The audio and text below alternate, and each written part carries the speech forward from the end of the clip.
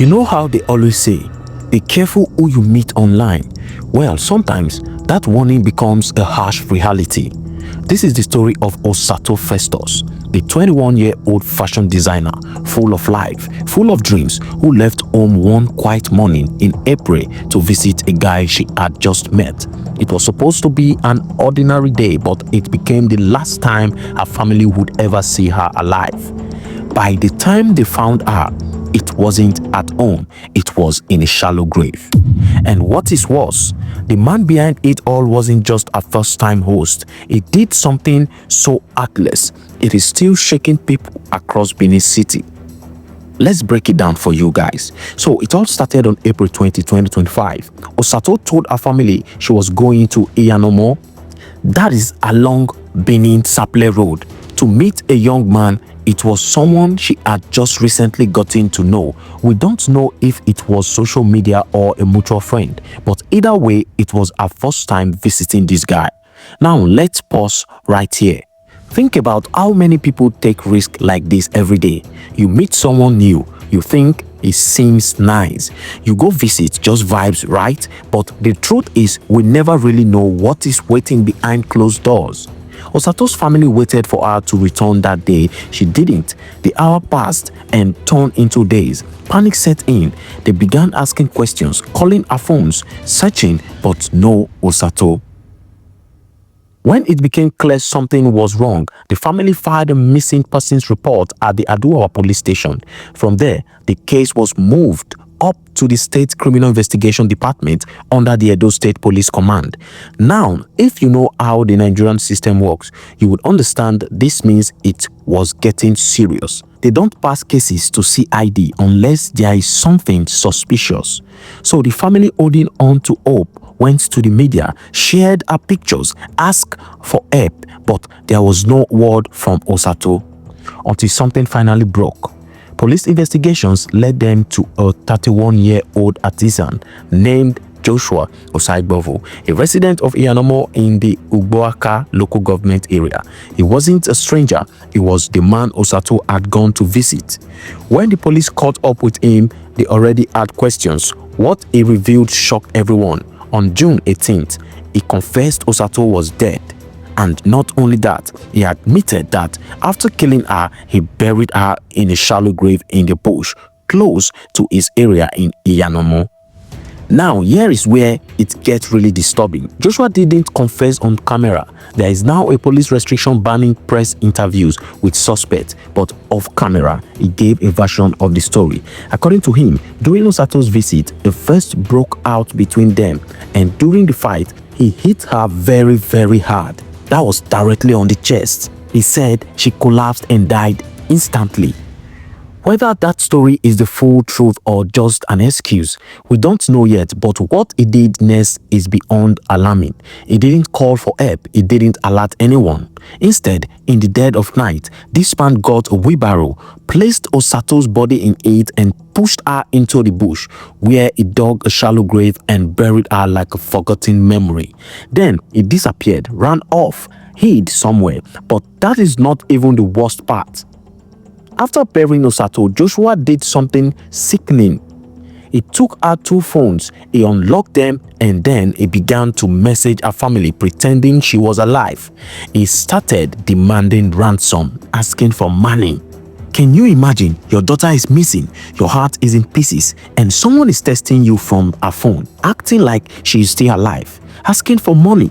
The pain, the deception, the cruelty was something else. So luckily, the police weren't sleeping. According to CSP Joel Iyamu, the police public relations officer for Edo State, it was through a combination of technical intelligence and field investigation that they were able to trace Joshua and arrest him. When he was caught, he confessed, led the police and press to the exact spot in Iyanomo where he buried Osato. On June 20th, police exhumed her body. The family, including her father, Festus Uyakpe Edogawe, was there watching their daughter being pulled out of the ground. We can't even begin to imagine what that felt like. The entire Iyanomo community fell into shock. Neighbors couldn't believe it, that someone among them, just a tenant, just a regular guy, could do something so evil and stay quiet. The place grew silent. People became suspicious, scared, wondering who really lives next door to me. Osato's father broke down, so did our relatives. After 2 whole months of searching, crying, praying, this is how it ended. She had dreams. She was a fashion designer, a young woman with her whole life ahead of her, and now she's gone.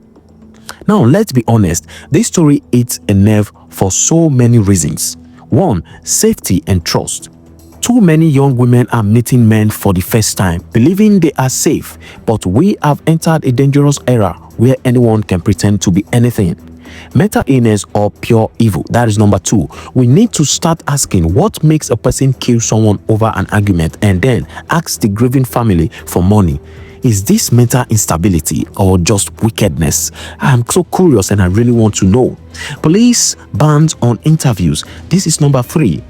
Yes, protecting suspects' rights is important, but the public also need full transparency. What are we missing from Joshua's story?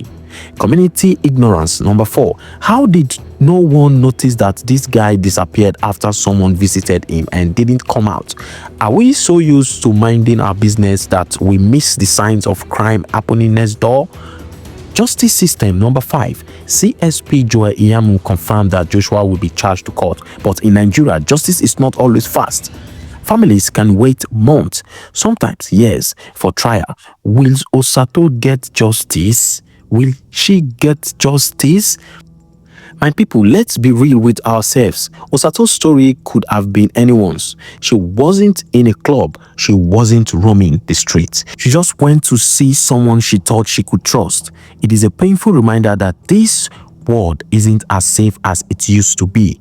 So if you are listening to this, please tell your sisters, daughters, cousins, let people know where you are going. Don't meet strangers alone, and always trust your gut. And to the young men out there, if your temper is too hot, like start too hot, if you feel violence rising in your during argument, seek help, walk away, because 1 second of rage can take a life and destroy yours forever. Osato Festus deserves more. She deserves to live, to love, to sow our fabrics, to dream. Now, all we have is our memory and the hope that justice will be served. May her soul rest in peace, honestly. Thank you guys for watching, and please don't forget to leave your thoughts, to leave your perception, comment, like this video, and share it to all social media platforms. We're going to see you guys on our next video. Have a wonderful time and stay safe out there. Well, police try all their possible best to get Joshua to arrest him. The girl gave my daughter the picture of the boy, then after she also sent the same picture to my daughter. Then that my daughter now sent it to my son. Here, my son told the community that my son told the community that they should help me to invite this boy. On the 18th of it now, the community assisted in bringing this boy. Then after my son and my daughter have to call the police and CID before they came to apprehend him. He has confessed to the crime and the manner in which he killed the lady. According to him, he had misunderstanding and a fight broke out, and the rest is a story. And here we are by the graveside where he showed us the shallow grave where he buried the said lady. At the moment, investigation will continue with the exhumation, where all necessary procedures have been carried out to ensure that the exhumation takes place, after which the suspects will charge to court to face the music.